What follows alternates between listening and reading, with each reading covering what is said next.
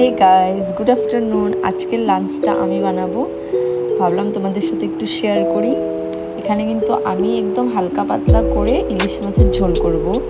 ফার্স্টে আমি তেলটা গরম করতে দিলাম, তারপর দেখতেই পাচ্ছ মাছগুলো ছেড়ে দিয়েছি। অনেকগুলি মাছ, তার জন্য দুভাগানে ভাজতে হবে। এখানে ফার্স্টে আমি সব কিছু দিয়ে মাথা, লাজা আরও পেটি দিয়ে ভেজে নেব, তারপর কিন্তু আর নেক্সটগুলিকে ভেজে নেব।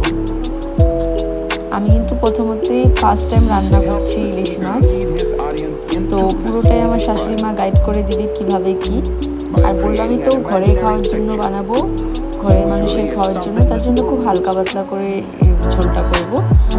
আর এখানে আমি মাছগুলোকে কড়া করে ভেজে নেব, কারণ ঝোলের মধ্যে কড়া মাছ না হলে ভালো লাগে না। যদি আমি ইলিশ মাছের ভাপা করতাম তাহলে কিন্তু আমি হালকা ভেজে বা না ভেজেও করা যায় সেরকম করে। তো চলো, এখানে আমি নেক্সটও আবার দিয়ে দিলাম মাছগুলি, এটাও ভেজে নেব কড়া করে। তারপর এখানে আমি দেখাবো কিভাবে কি রান্না করব।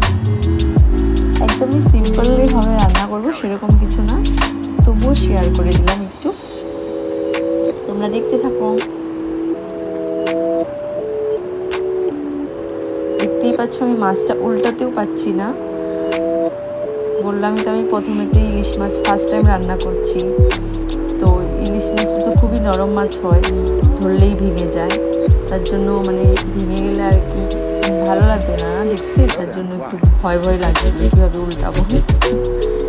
যাই হোক, এখানে একটু ভেঙেও গেছে, কাটাকাটি হয়ে গেছে। ফার্স্ট টাইম তো, তার জন্য হবেই ওরকম। তারপর মাছটা এক পিঠ ভাজা হয়ে গেছে কড়া করে, এখন নেক্সট পিঠটা ভাজছি। এখানে আমি আবার তেল দিয়ে দিলাম, গরম করলাম। এখন আমি ফোড়নে দিয়েছি কালি জিরে। তারপর আমি সবজিগুলোকে দিয়ে দিব।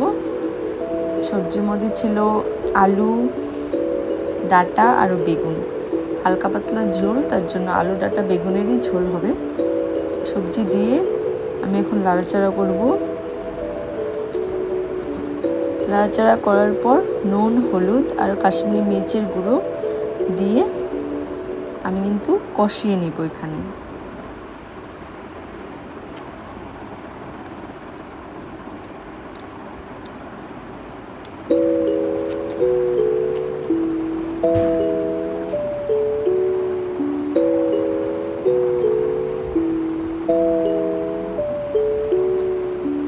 আমি খুব ভালো করে নাড়াচাড়া করে নেব, সব কিছু যেন মিক্স আপ হয়ে যায়।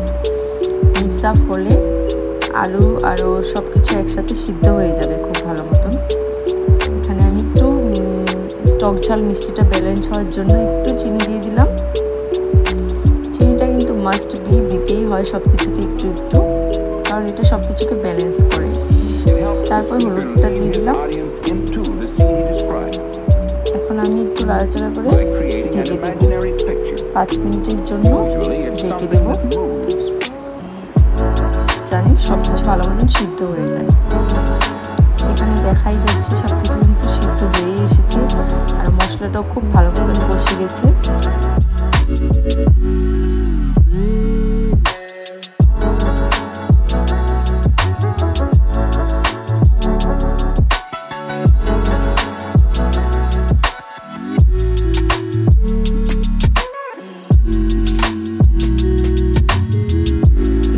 তো আমি সব কিছু ভালো করে মিক্স আপ করে নিয়েছি, আর কষেও গেছে মশলাটা, দেখাই যাচ্ছে।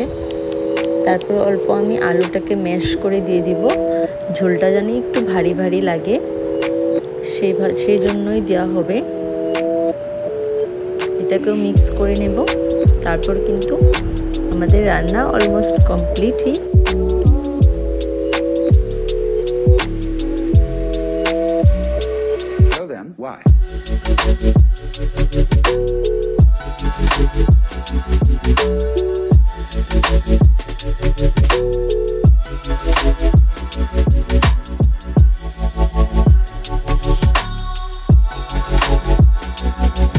তারপর কিন্তু আমি এখানে বয়েল করা জলটা অ্যাড করে দিব, যেটা নাকি ফুটিয়ে রেখেছিলাম।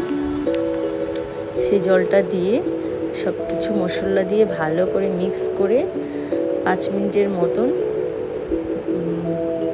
হাই ফ্লেমে অল্প ভালো করে জাল করে নেব।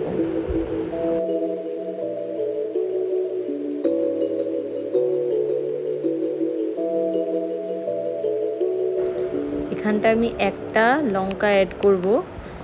লাস্টে যে লঙ্কাটা যে সেন্টটা বের করে সেটা কিন্তু ঝোলের মধ্যে খুবই ভালো লাগে। আর যে নাকি একটু ঝাল খেতে পছন্দ করে তার জন্য সেই লঙ্কাটা দিয়েও ভাতটা খেতে পারে।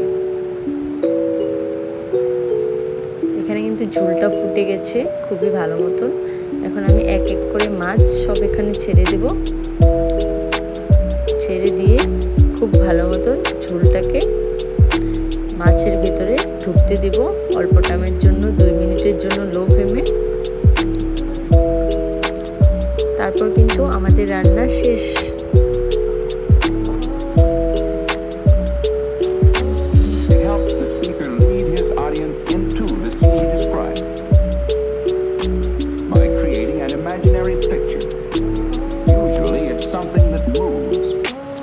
এখানে কিন্তু আমাদের রান্না কমপ্লিট।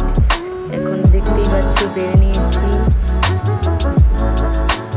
2 জায়গায় কিন্তু বেড়ে রেখেছি। তারপর কিন্তু অল্প কচু শাকও করেছিলাম ইলিশ মাছের মাথা দিয়ে।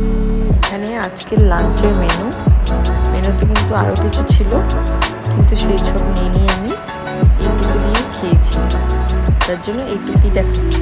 Bye bye.